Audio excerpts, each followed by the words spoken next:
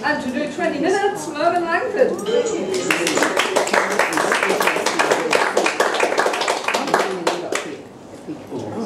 Perhaps that I may need a new one. I can't bear to throw you aside.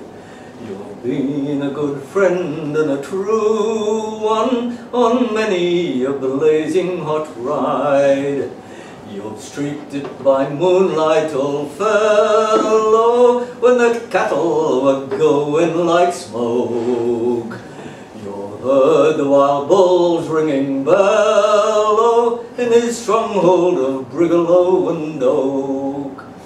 Your troubles ever over lie peacefully there, and I hope when it's my time for that, I can go with a record as fair as yours, my gallant old cabbage tree hat.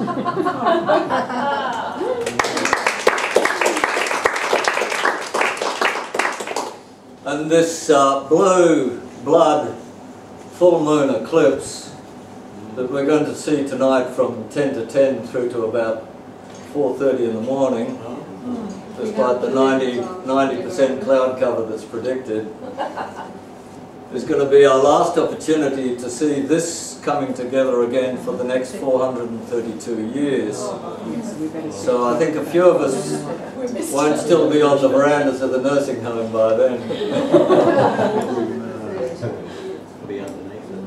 But it brings to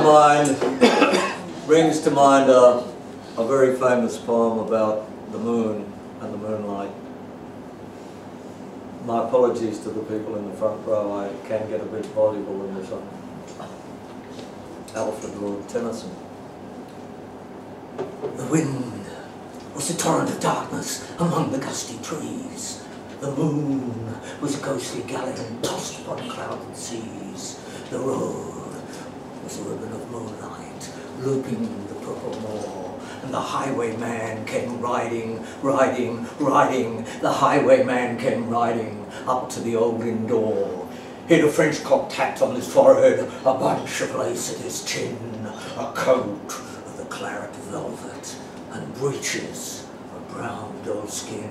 They fitted with never a wrinkle. His boots came up to the thigh, and he rode with a jewel twinkle, his pistol butts a twinkle, his rapier hilt a twinkle, under the jewelled sky.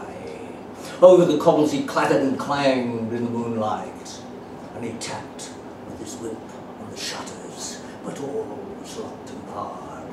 He whistled a tune to the window, and who should be waiting there but Bess, the landlord's daughter, the landlord's black-eyed daughter, plaiting a dark red love knot into her long black hair. And dark, in the dark old inn yard, a stable wicket. There Tim, the ostler, listened, his face all white and peaked, his eyes were hollows of madness, his hair like mouldy hay. But he loved the landlord's daughter, the landlord's red-lipped daughter. Dumb as a dog he listened, and heard the robber say, "One kiss, my bonny sweetheart, I'm after a prize tonight, but I will be back with the yellow gold before the morning light. Yet, if they press me sharply and harry me through the day, then look for me by moonlight, watch for me by moonlight. I'll come to thee by moonlight, though hell should bar the way."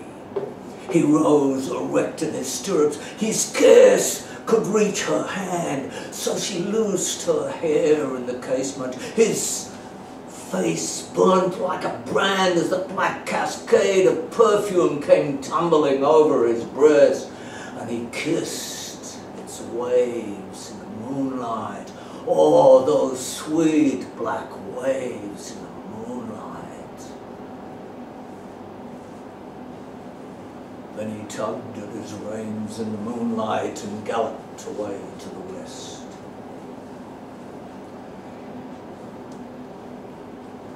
He did not come in the dawning. He did not come at noon. And out of the tawny sunset ere the rise of the moon, when the road was a gypsy's ribbon looping the purple moor, a red-coat troop came marching, marching. King George's men came marching up to the old inn door. They said no word to the landlord. They drank his ale instead. But they gagged his daughter and bound her to the foot of her narrow bed. Two of them knelt at the casements with muskets at the side. There was death at every window, but hell at one dark window, 'cause Bess could see through her window the road that he would ride. They had tied her up to attention with many a sniggering jest. They had bound a musket beside her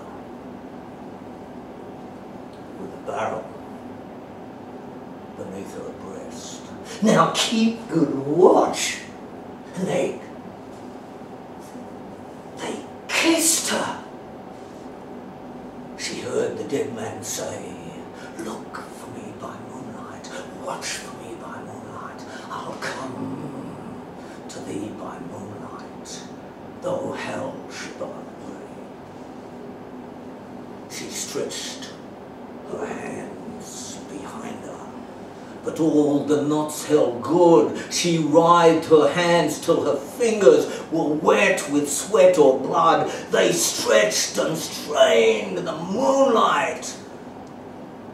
The hours crawled by like years, till now on the stroke of midnight, cold on the stroke of midnight, the tip of one finger touched it. The trigger, at least, was hers. The tip of one finger touched it. She strove no more for the rest. Up she stood to attention with the barrel beneath her breast. She would not risk their hearing. She would not strive again, for the road lay bare in the moonlight, blank and bare in the moonlight, and the blood in her veins in the moonlight throbbed to her love's refrain. Clot, clot, clot, clot. Had they heard it? The horse hooves ringing clear. Clot, clot, clot, clot, in the silence. Were they deaf that they did not hear? Down the ribbon of moonlight, over the brow of the hill, the highwayman came riding, riding, riding. The redcoats looked to their priming. She stood up straight and still. Clot, clot in the frosty silence, clot, clot in the echoing night. Nearer he came and nearer. Her face burned like a light. Her eyes grew wide. For a moment she drew one last deep breath. Then her finger moved in the moonlight. Her musket shattered the moonlight, shattered her breast in the moonlight, and warned him with her death. He turned, he spurred in westward. He did not know who stood, bowed with her head o'er a musket, drenched in her own red blood. Not till the dawn he heard,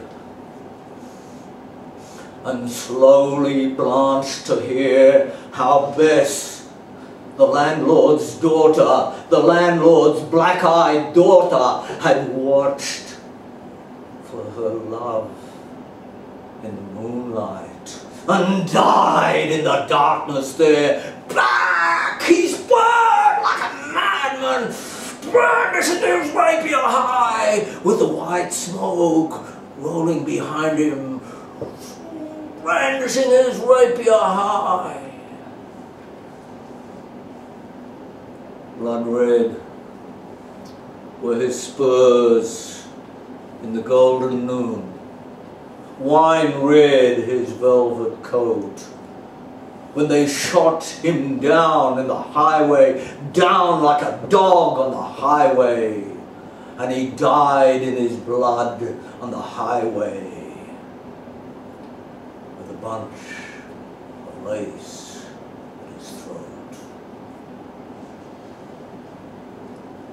And oft, on a moonlit night, they say, when the wind is in the trees, and the moon is ghostly galleon tossed upon clouded seas, and the road is a ribbon of moonlight looping the purple moor, the highwayman comes riding, riding, riding, the highwayman comes riding up to the old inn door. Over the cobbles he clatters and clangs in the moonlight, and he taps with his whip on the shutters, but all is locked and barred.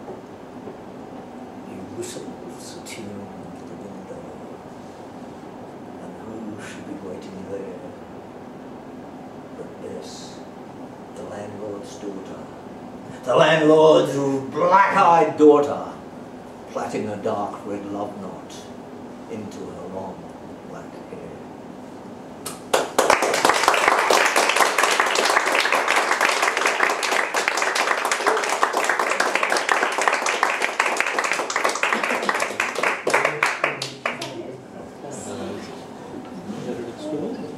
Surprise, MERVYN Langford.